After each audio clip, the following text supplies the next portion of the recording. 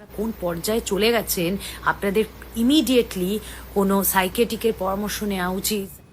এবার শ্রীময়ীকে উচিত জবাব দিলেন পিঙ্কি। পিঙ্কি কাঞ্চনের কাছে সন্তানের অধিকার ফিরে চাইলে শ্রীময়ী টিটকারি করে বলেন এরা কারা। তাই এবার পিঙ্কি সরাসরি শ্রীময়ীকে এই কটাক্ষের জবাব দিলেন। পিঙ্কি বলেন, তোমার মেয়ের সাথে কাঞ্চনের যে সম্পর্ক আমার ছেলের সাথেও একই সম্পর্ক, তাই আমি আর বলার প্রয়োজন মনে করি না আমরা কারা। তিনি আরও বলেন, তোমার কাছে তোমার মেয়ে যেমন মূল্যবান তেমন আমার ছেলে আমার কাছে, দুজনের সমান অধিকার আছে বাবার কাছ থেকে ভালোবাসা পাওয়ার। তাই আশা করছি আর এরকম কথা যেন কখনো শুনতে না হয়। এদিকে পিঙ্কির এমন জবাবকে সমর্থন জানিয়ে চলেছেন নেটিজেনরা। শুধু তাই নয়, পিঙ্কি যেন কাঞ্চনের কাছ থেকে তার ছেলের অধিকার আদায় করে নেন তা জানিয়েও কমেন্ট করে চলেছেন অনেকেই। তো বন্ধুরা, শ্রীময়ীকে এমন জবাব দিয়ে পিঙ্কি ঠিক করেছেন নাকি ভুল? আপনার মতামতটি অবশ্যই কমেন্ট করে জানাবেন। আচ্ছা বলো তো, এই ভিডিওটা আমি তোমাদেরকে কেন দেখালাম? এই ভিডিওটা দেখানোর কারণ হচ্ছে একটাই, এই ভিডিওটায় শ্রীময়ীর সঙ্গে কি বুবলির মধ্যে কি কোনো মিল আছে? আর কি কি মিল আছে বুবলির মধ্যে আর শ্রীময়ীর সঙ্গে কি কি মিল আছে? তো চলো একটু সেই গল্প শুনে নিই আর দেখে নিই কী কী মিল আছে। শ্রীময়ীর সঙ্গে বুবলির এতটাই মিল আছে যে দুজনেই হচ্ছে পরকীয়া রানী, দুজনেই লোকের সংসার ভেঙে সংসার করেছে। তো সেখানে শ্রীময়ীর কপালটা ভালো যে শ্রীময়ী এখনও সংসার করছে, কিন্তু বুবলি ম্যাডামের কপালটা ভালো না, তাই বুবলি ম্যাডামকে সংসার করতে পারেনি। তো বুবলি ম্যাডামের কথাটা আগে বলি। আমাদের অপু বিশ্বাস যখন জয় পেটে ছিল, আমাদের ইন্ডিয়াতে ছিল তখন অপুর সিনেমা থেকে এন্ট্রি হয়েই কিন্তু বুবলি ম্যাডাম এসেছিলেন সিনেমা জগতে শাকিব খানের নায়িকা হয়ে। তো তখন ইন্ডাস্ট্রিতে অর্ধেক লোকই জানতো যে অপু সাকিবের বিয়ে বা সম্পর্ক সবাই জানতো।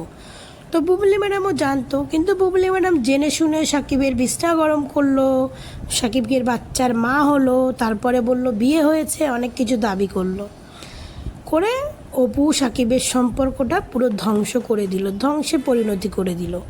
তো সেম হয়েছে কাঞ্চন শ্রীময়ীর অবস্থাও।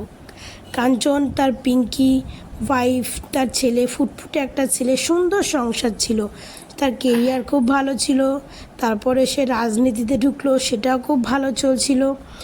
কিন্তু এই রাজনীতির মধ্যে ঢুকে অনেক আগে থেকেই এই শ্রীময়ীর সঙ্গে তার সম্পর্ক ছিল, এ নিয়ে তার স্ত্রীর সঙ্গে ঝামেলা হচ্ছিল। তখন শ্রীময়ী দাবি করে কাঞ্চন তার দাদা, সেই দাদাকে শ্রীময়ী এখন ভাতার বানিয়ে নিয়েছে।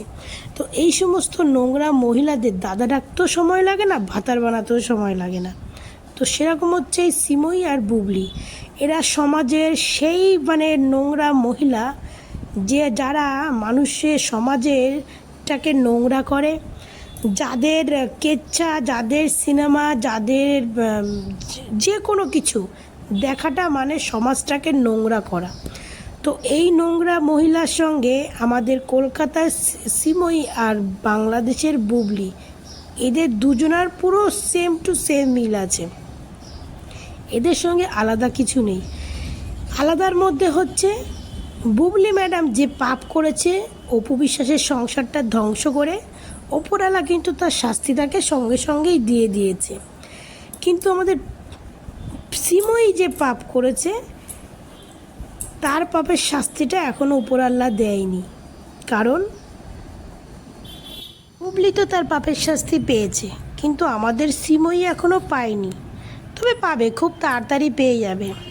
তারপর তার বউ পিঙ্কি এবং তার ছেলে, তারা এখন সত্যি বলছি পিঙ্কি নো ডাউট ভালো মেয়ে, পিঙ্কি তাকে ডিভোর্স দিয়ে দিয়েছে, ছেলেকে নিয়ে আলাদা হয়ে গেছে, আর ও যেহেতু ভালো লাইফে সাকসেস, ও কাজ করছে। কিন্তু পিঙ্কি এখন যখন তার ছেলের দাবি হিসাবে এসেছে, তখন শ্রীময়ীর খুব চিনতে তাদের অসুবিধা হচ্ছে। শ্রীময়ী এখন এদের চিনতে পারছে না, কেন? ওই যে তার দাদাকাম ভাতারের অর্ধেক সম্পত্তির ভাগ দিতে হবে না, তাই। তো পিঙ্কি, তুমি তোমার ছেলের অধিকারটা একদম ন্যায্য অধিকার ন্যায্যভাবে চেয়ে নেবে। যেমন অপু বিশ্বাসকেও বলি যে অপু বিশ্বাস তার ছেলে জয়ের প্রাপ্য অধিকার তার বাবার কাছ থেকে বুঝে নেবে।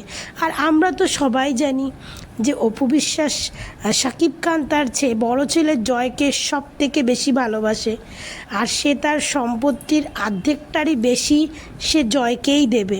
বীরকেও দেবে কিন্তু জয়কে বেশি দেবে।